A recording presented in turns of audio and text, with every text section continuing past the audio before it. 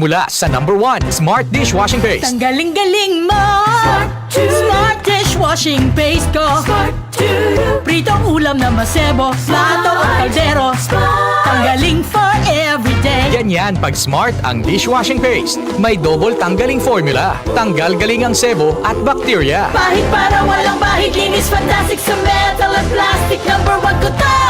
Tanggaling-galing mo! Smart dishwashing paste. Heavy duty linis bawat pahid. Smart Dishwashing Paste, manufactured by ACS Manufacturing Corporation. ISO certified, world-class quality. ACS. Pagbasa sa Aklat ng Kawikaan, Kabanata 10, Talata 1 hanggang 32.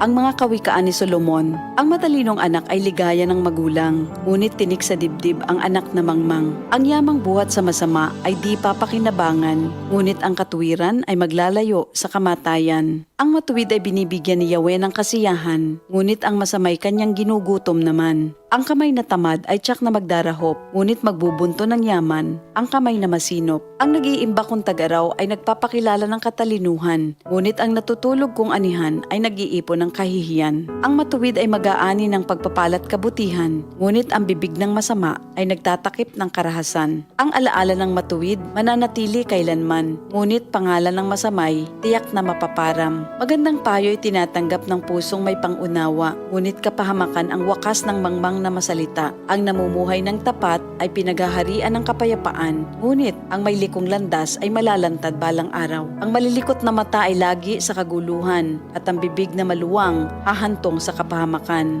Ang bibig ng matuwid ay bukal ng buhay, ngunit labi ng masama ay nagtatakip ng karahasan. Sa hari-saring kaguluhan ang bunga ng kapuotan, ngunit ang pag-ibig ay pumapawi sa lahat ng kasalanan. Sa labi ng may unawa matatagpuan ang karunungan, ngunit sa likod ng isang mangmang, pamalo ang kailangan. Ang taong matalino'y nag-iimpok ng karunungan, ngunit ang salita ng mangmang ay nagdadala ng kapahamakan. Ang kayamanan ng mayamay matibay niyang tanggulan, ngunit ang kahirapan ng yagit ay kanyang kapahamakan. Ang kinikita ng matuwid ay nagbibigay buhay, ngunit ang sama-sama winawalda sa kasamaan. Ang nakikinig sa payo ay nasa daan ng buhay, ngunit ang ayaw sumunod ay tungo sa pagkaligaw.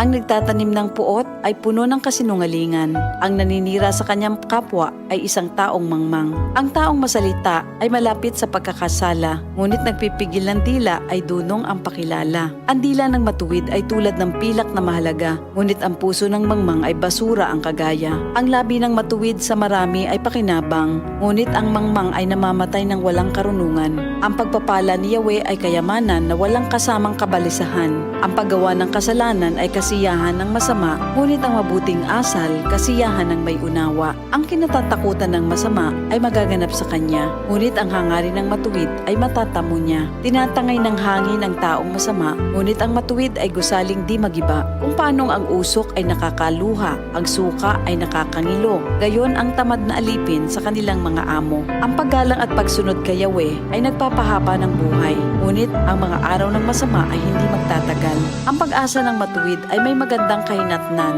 ngunit ang pag-asa ng masama ang dulot ay kabiguan. Si Yahweh ay kanlungan ng mga taong matuwid, ngunit kaaway sila ng taong masama ang hilig. Ang matuwid ay mananatili sa kanyang dako, ngunit ang masama kung saan-saan matutungo. Ang salita ng matuwid ay nagpapakilala ng karunungan, ngunit ang dilang sinungaling ay puputuli naman. Ang salita ng matuwid ay palaging angkop, ngunit ang salita ng masama ay puro paninira. Ito ang salita ng Diyos.